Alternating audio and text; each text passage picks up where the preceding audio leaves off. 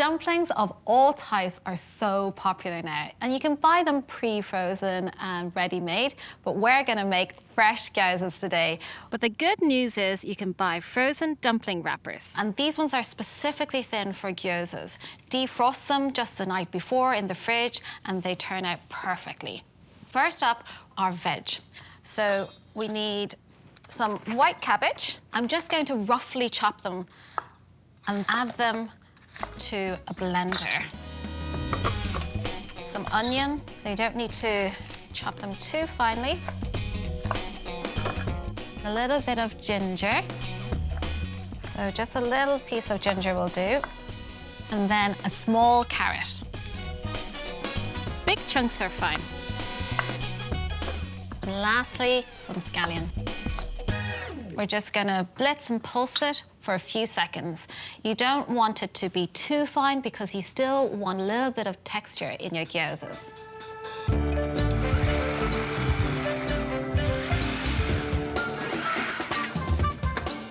That's the perfect texture I want. And onto the chicken. I'm using chicken thigh meat again here. I think it's just more succulent and a little bit more flavoursome. Again, just blitz it for a few seconds to retain some bite.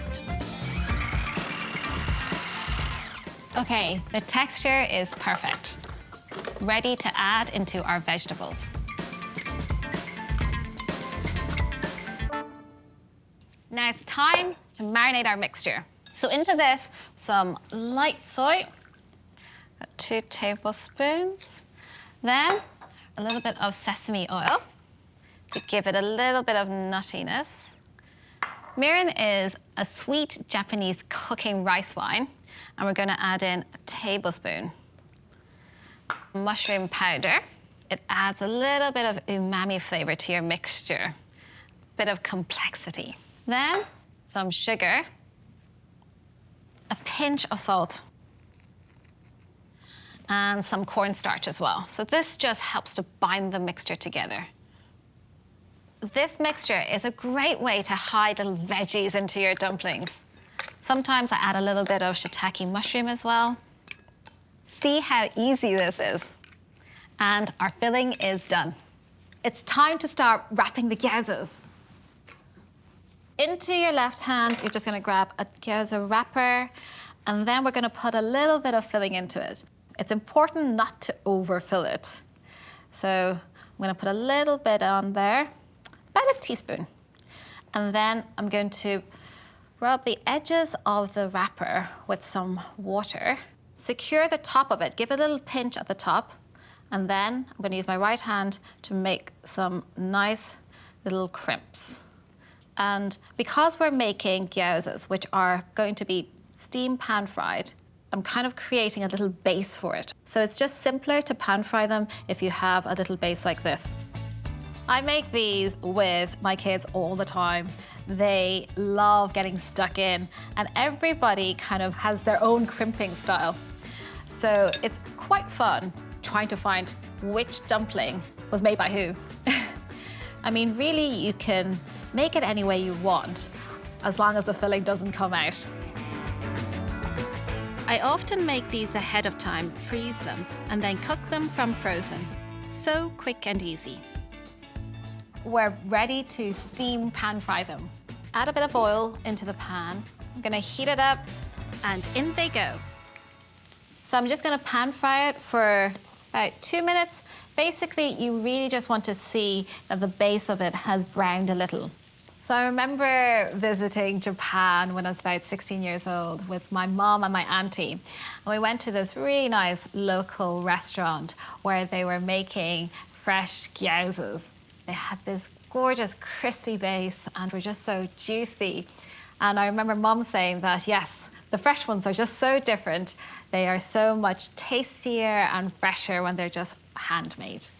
I'm checking on my base here. You can see that it's browned now. So it's time to add in our water. Now definitely grab a lid at the same time.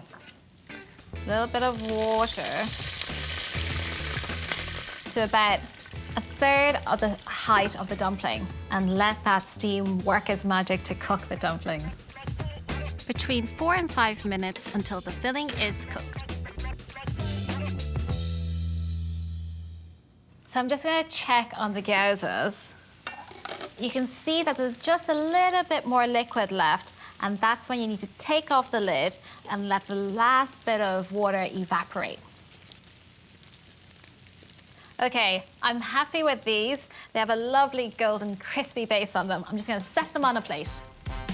Presentation in Japanese cooking is very important.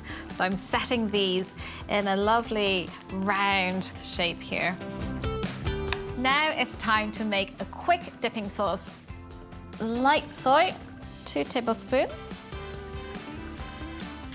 A drop of sesame oil. And now some white wine vinegar, just a tablespoon. You can dip it in soy sauce, but just add a little vinegar. It really helps balance out the gyoza. Quick taste.